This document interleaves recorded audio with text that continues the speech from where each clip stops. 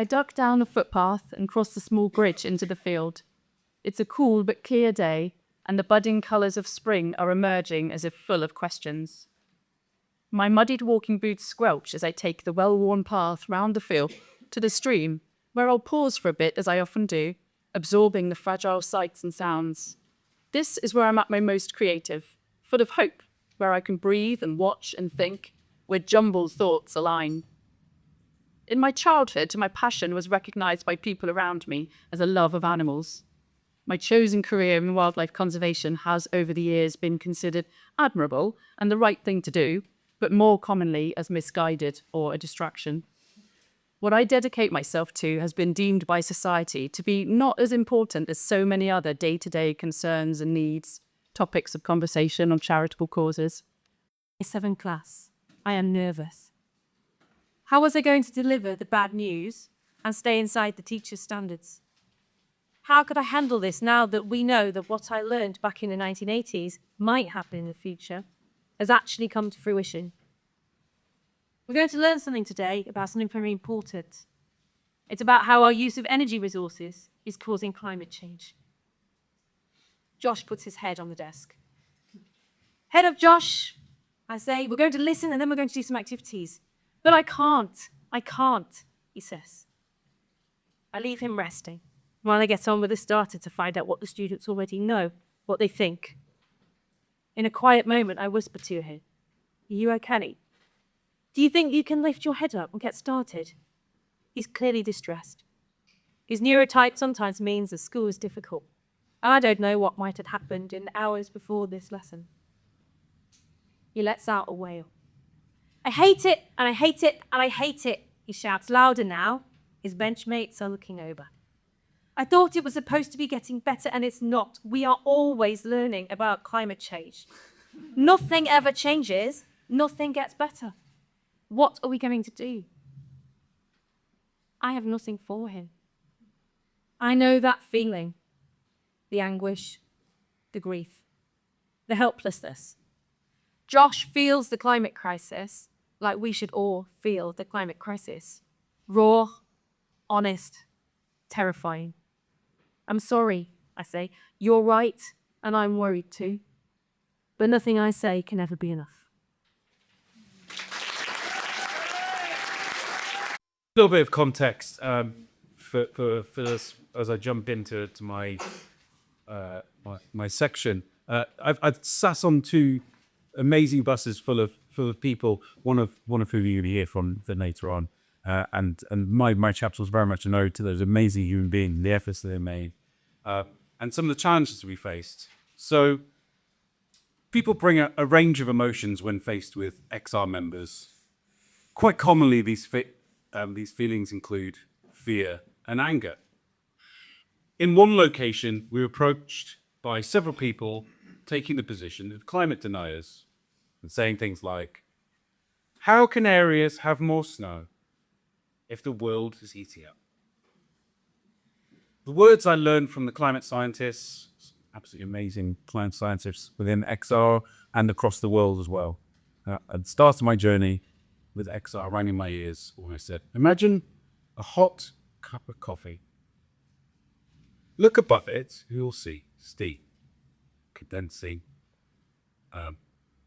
condensation of water and cold air, right?" We agreed. And the sea does the same thing. And if it's hotter, then there's more evaporation. Then that evaporation, what happens in a very cold region? Well, the water vapor turns to ice and falls as snow. So imagine you have a warming planet. So you can have a warming planet and have more snow. I could see the cognitive dissonance falling away as we started to agree on the principles of climate change. "Oh," exclaimed one man, turning a little pale. He went away and made efforts to go and grab a magazine and came back promoting climate change denial. He said, "I'm troubled that I've been lied to." So I urge everyone to try and do learning over the next 4 years. Some politicians choose to come out of the Paris Climate Agreement and choose to take the world on a very, very deviated path, if we learn and we're ready when that particular entity or set of entities decide to exit, we'll be ready for it. I certainly will be. I hope you will too. Breathe. Glass in my pocket. Sammy. Thought about it, Anne. But my arrival at Charing Cross Police Station is complicated. Louder. Well, my arrival at Charing Cross Police Station is complicated by the presence of a sandwich in the pocket of a lab coat I was arrested wearing. 4 police officers are involved in the booking-in process. They cannot agree about the correct fate of the sandwich. I'm told that sandwich policies are not consistent between London police PUs. The officers discussed the relative merits of the approaches that would be taken at each of their respected stations, past and present, eating such sandwiches. The custody sergeant interjects to inform them that, due to the detainment of more environmental activists than anticipated, the station currently has no vegan nor vegetarian food. This might be a reason in favour of sparing the sandwich question. I'm asked to provide assurances that the sandwich derives from a reputable retailer and that I have not tampered with the sandwich. This issue is not resolved before I'm taken to a cell where I'll spend the next 24 hours.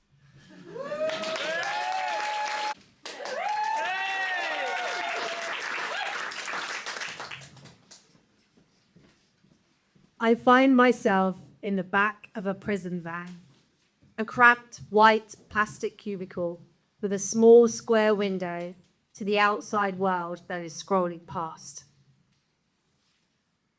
The crowded streets of shoppers, a drive-by of consumerism and greed, designer shops, a tiny window view of a huge systemic problem.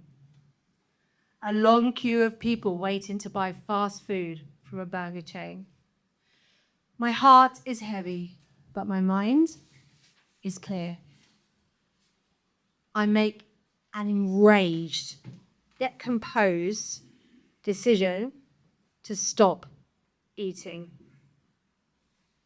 They could take my freedom, but they couldn't take my commitment to the cause. A hunger strike would be a continuation of my protest, demanding action on climate breakdown, a non-violent escalation to demonstrate how serious I am, the sacrifices I am prepared to make. After 2.5 years of non-violent direct action, I am standing in a prison cell.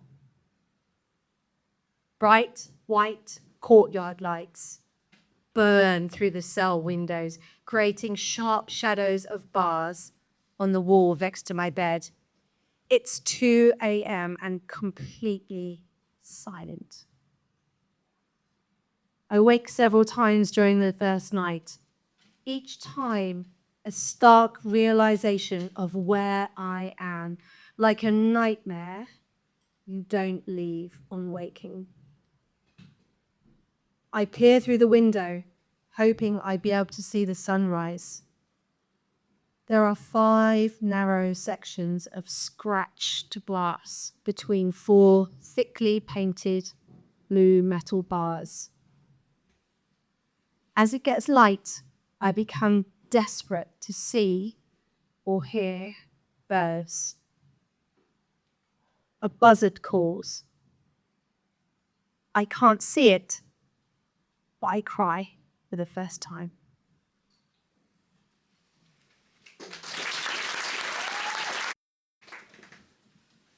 A harsh truth of activism and social movements is that the fight never ends. There will never be a day you win. It is a constant push for a better world, an ongoing struggle to a horizon you will never fully reach. But while there is no definitive win state, there is also no fail state. We can always struggle onwards. And if our struggle has created activated, experienced individuals and resilient, caring, and life-changing communities, then we have already made the world a better place along the way. I do not fear our efforts will be for nothing if our demands are never met. I believe we have already changed the world, because I am part of this world, and I am transformed. So I can continue to fight to change the world, emboldened by this fact that I already have. This fact, indisputable, gives me all hope I need.